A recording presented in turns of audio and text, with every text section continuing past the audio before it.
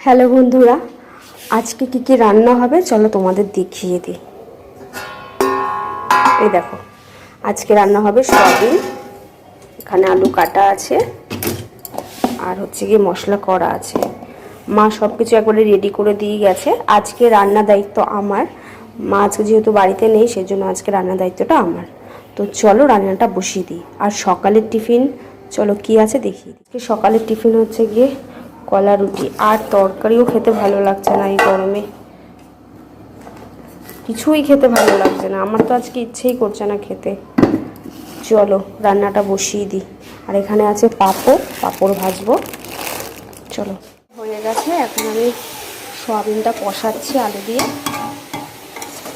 আর কী আর আছে, আর কিছু রান্না হবে না, ফ্রিজে রয়েছে। কী রয়েছে তোমাদের দেখাবো, এটাকে রান্না হয়ে যাক,